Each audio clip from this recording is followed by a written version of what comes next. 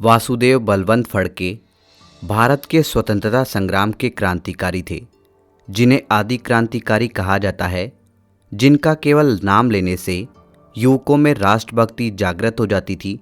ऐसे थे वासुदेव बलवंत फड़के। वे भारतीय स्वतंत्रता संग्राम के आद्य क्रांतिकारी थे। स्वतंत्र भारत के इस मंदिर की नींव में पड़े हुए असंख्य पत्थरों को कौन भुला सकता है, जो स्वयं स्वाह हो गए, किंतु भारत के इस भव्य और स्वाभिमानी मंदिर की आधारशिला बन गए। ऐसे ही एक गुमनाम पत्थर के रूप में थे वासुदेव बलवंत फड़के, जिन्हें 1857 की प्रथम संगठित महाक्रांति की विफलता के बाद आज़ादी के महासमर की पहली चिंगारी जलाई थी। वासुदेव महाराष्ट्र के कालवा जिले के श्रीधर गांव में जन्मे थे। वासुदेव के पिता चाहते थे कि वह एक व्यापारी की दुकान पर 10 रुपये मासिक वेतन की नौकरी कर ले, पढ़ाई छोड़ दे, किंतु वासुदेव ने यह बात नहीं मानी और मुंबई आ गए। वहाँ पर जीआरपी में 20 रुपये मासिक की नौकरी करते हुए अपनी पढ़ाई जारी रखी। 28 वर्ष की आयु में वासुदेव की पहली पत्नी के निधन के कारण उनका दूसरा विवाह हुआ। उन्हीं दिनों 1870 में महाराष्ट्र स्वदेशी आंदोलन के प्रमुख नेता न्यायमूर्ति रानाडे का मुंबई में भाषण सुनकर वासुदेव प्रभावित हुए। 1871 में एक दिन सायंकाल में वे कुछ गंभीर विचार में बैठे थे, तभी उनकी माताजी की तीव्र अवस्था का तार उनको मिला कि वासु, तुम तुरंत आ जाओ, अन्यथा माँ के दर्शन भी शायद न हो सके। इस वेदनापूर्ण तार को पढ़कर अतीत की स्मृतियाँ मानस पटल पर आ गई और तार लेकर अंग्रेज अधिकारियों के पास अवकाश का प्रार्थना पत्र देने गए, किंतु अंग्रेज तो भारतीयों को अपमानित करने के लिए सतत प्रयासरत रहते थे। उस अंग्रेज अधिकारी ने अवकाश नहीं दिया, किंतु वासुदेव दूसरे दिन अपने गांव चले गए। वहां पहुंचकर वासुदेव पर वज्राघात हुआ। जब उन्होंने देखा कि उनका मुंह देखे बिना तड़पते फड़पते उनकी मां चल बसी, उन्होंने पांव छूकर रोते हुए माता से क्षमा मांगी, किंतु अंग्रेजी शासन के दुर्व्यवहार से उनका हृदय चित्कार कर उठा। उन्होंने पूरे महाराष्ट्र में घूम घूम कर नवयुवकों से विचार विमर्श किया और उन्हें संगठित करने का प्रयास किया, किंतु उन्हें नवयुवकों के व्यवहार से आशा की कोई किरण नहीं दिखाई पड़ी। कुछ दिनों बाद गोविंदराव दावरे तथा कुछ अन्य युवक उनके साथ खड़े हो गए, फिर भी कोई शक्तिशाली संगठन खड़ा होता नहीं दिखाई दिया। तब उन्होंने वनवासी जातियों की ओर नज़र उठाई और सोचा, आखिर भगवान श्री राम ने भी तो वानरों और वनवासी समूहों को संगठित करके ही लंका पर विजय पाई थी। महाराणा प्रताप ने भी इन्हीं वनवासियों को ही संगठित करके अकबर को नाको चने चबवा दिए थे।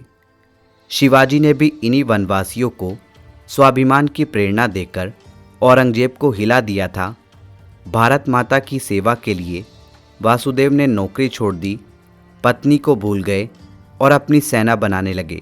रोमोशी जनजाति के तमाम विश्वस्त सिद्धहस्त लोग इस लड़ाके सेना में शामिल हो गए। महाराष्ट्र के 7 जिलों में वासुदेव की सेना का जबरदस्त प्रभाव फैल चुका था। अंग्रेज अफसर डर गए थे। इस कारण एक दिन मंत्रणा करने के लिए विश्राम बाग में इकट्ठा थे। वहाँ पर एक सरकारी भवन में बैठक चल रही थी। 13 मई 1879 को रात 12 बजे वासुदेव अपने साथियों सहित वहाँ आ गए। अंग्रेज अफसरों को मारा तथा भवन को आग लगा दी। उसके बाद अंग्रेज सरकार ने उन्हें जिंदा या मुर्दा पकड़ने पर 50,000 रुपये इनाम घोषित किया, किंतु दूसरे ही दिन मुंबई नगर में वासुदेव के हस्ताक्षर से इस्तगार लगा दिए कि जो अंग्रेज अफसर रिचर्ड का सिर काट कर लाएगा, उसे 75,000 का इनाम दिया जाएगा। अंग्रेज अफसर इससे बौखला गए। अंतवोगत्वा एक दिन वासुदेव अपने एक मित्र के घर से गिरफ्तार कर लिए गए और 31 अगस्त 1879 को आजीवन कारावास की सज़ा सुनाई गई। बचाव में वासुदेव बलवंत फड़के ने कहा कि भारतवासी आज मृत्यु के मुहाने पर खड़े हैं। परतंत्रता की इस लज्जापूर्ण स्थिति से मर जाना ही श्रेयस्कर है। मैं सरकार से नहीं डरता, क्योंकि मैंने कोई पाप नहीं किया है। ददीची की तरह मैं अपने जीवन का बलिदान देकर अगर भारत की गुलामी की पीड़ा को थोड़ा भी कम कर सका तो मैं अपने आप को धन्य समझूंगा। आजीवन कारावास के जेल जीवन में वासुदेव ने सोचा कि क्या मेरा जन्म जेल में सड़ने के लिए हुआ है। एक रात कड़े पहरे के बीच जेल की दीवार फांदकर भाग गए। शक्तिहीनता की शारीरिक स्थिति में वे 17 मील तक वासुदेव भागते रहे। शक्तिहीनता की शारीरिक स्थिति में भी 17 मील तक वासुदेव भागते रहे। पीछा कर रही पुलिस से वे बच नहीं पाए और पुनः जेल भेज दिए गए। एक बार जेल के अधिकारी ने कठोर यातनाएं दी।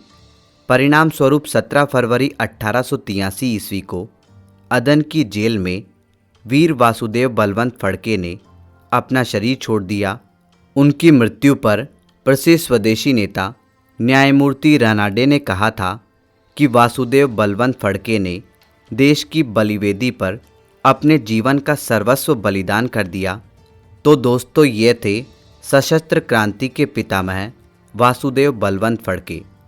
दोस्तों, वासुदेव बलवंत फड़के के बारे में अपनी राय हमारे साथ कमेंट बॉक्स में ज़रूर शेयर करें। धन्यवाद दोस्तों, इसी प्रकार के इंटरेस्टिंग और इन्फॉर्मेटिव वीडियो हिंदी भाषा में देखने के लिए हमारे YouTube channel the historic Bharat को अभी सब्सक्राइब करें और बेल आइकन का बटन दबा दें, जिससे आपको हमारे लेटेस्ट वीडियो के नोटिफिकेशन सबसे पहले मिल सके। धन्यवाद दोस्तों।